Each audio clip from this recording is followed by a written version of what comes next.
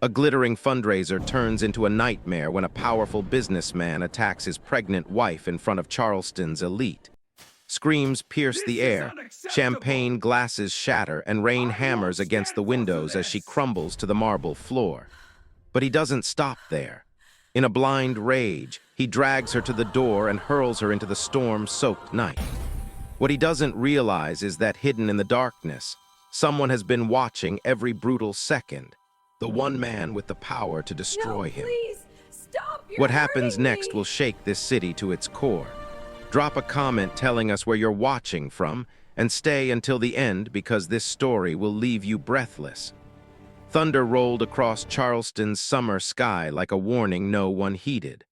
The Morrison estate blazed with light across the waterfront, its towering glass windows reflecting storm clouds gathering overhead. Inside the grand ballroom, crystal chandeliers swayed gently as 300 guests celebrated Marcus Morrison's annual charity gala. Champagne flowed, cameras flashed, and laughter echoed off marble walls. Marcus stood at the center, tailored tuxedo sharp as his reputation. Real estate mogul, city council confidant, the man who built half of Charleston's skyline. His smile was practiced, his handshake firm, his words smooth as expensive bourbon. He raised his glass to toast the city's future while thunder growled outside. The double doors opened. The room quieted. Elena Morrison appeared at the entrance, 7 months pregnant, wearing a soft blue gown that caught the light.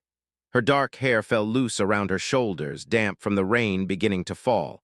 One hand rested on her swollen belly, the other clutched a small purse. She looked calm, but her heart hammered against her ribs. Whispers rippled through the crowd. Some guests turned away. Others stared with thinly veiled curiosity. Everyone knew the rumors, the tabloids had been whispering for weeks. Elena's heels clicked across the marble as she moved through the parted crowd. The orchestra played on, but the melody felt distant, hollow. Marcus turned. Surprise flickered across his face before his mask snapped back into place. "Elena," he said, his voice dripping false warmth. "You look radiant tonight." "I wasn't sure I'd still be welcome," she replied softly, "in my own home." Uncomfortable laughter scattered through the guests. Before Marcus could respond, a woman in crimson emerged from behind him. Victoria Cross, young, beautiful, predatory. Her red lips curved into a smile as her hand lingered on his shoulder. "So this is the famous wife," Victoria purred. "She looks tired, Marcus. Maybe she should rest."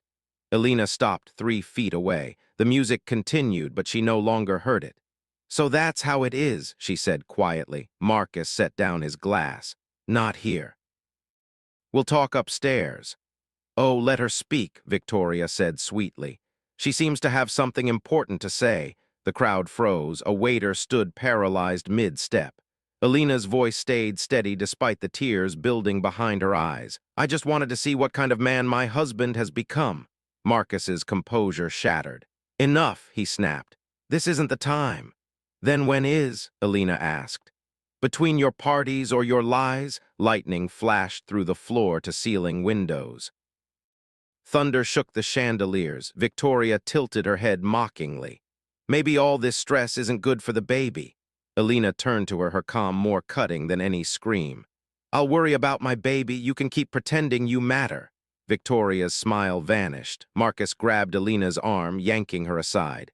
"You're embarrassing yourself," he hissed. "Go home." "I am home," she whispered. "My father built this house." "Your father's gone," Marcus growled. "And without me, you're nothing." Rain began to pound the windows. The chandelier flickered. "Without you," Elena said softly, "I might finally be free." Gasps erupted around them. Marcus's control exploded. He shoved her shoulder once, hard. She stumbled backward, catching herself on the stair railing. Her breath came in sharp gasps. "You want freedom?" he roared. "Here." He pushed her again, both hands full force.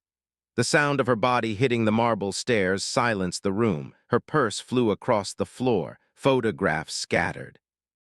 A scream tore through the ballroom as Elena clutched her stomach, pain radiating through her abdomen. Someone shouted for help. The orchestra fell silent. Marcus stood frozen, his face blank, fury spent. Outside in the pouring rain, a black sedan sat parked across the street.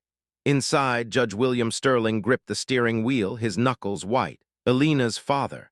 The man Charleston thought was dead. He'd seen everything. His hand moved to his phone. He pressed record and whispered, "Now you'll pay." Back inside, Marcus threw open the mansion doors. Rain and wind burst through the elegant hallway. "Get her out," he shouted. "Out of my house." Servants hesitated, terrified. Alina tried to speak, but only coughed, her gown soaked with rain and tears. Marcus slammed the door behind her, leaving her on the cold stone steps. Rain mixed with blood on her trembling hands. She whispered one word into the storm, "Father." Across the street, William Sterling started his engine. 1 year later, golden autumn light spilled across Charleston.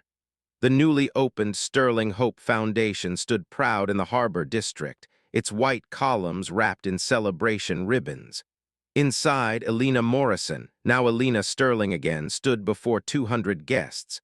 Baby Grace slept peacefully in her father's arms nearby.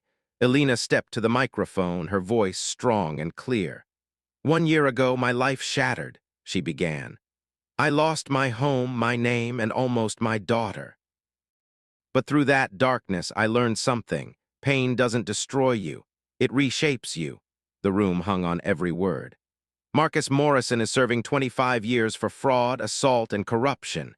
His empire, built on lies and stolen money, has crumbled, and in its place, we've built something that actually helps people. She paused, looking at the faces before her, women who had written letters, shared their stories, found courage through hers.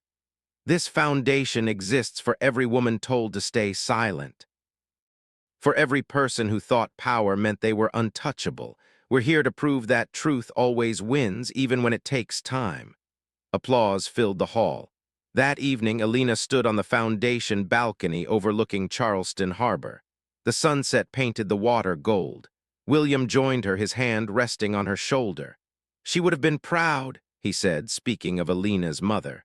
Alina smiled, her hand moving to the silver cross around her neck, her mother's cross. "We made it, Dad." "You made it," he corrected gently. "I just finally showed up." Baby Grace cooed from the nursery window behind them, the sound of new life, of hope reborn. Alina looked out over the city that had once belonged to Marcus Morrison's corruption.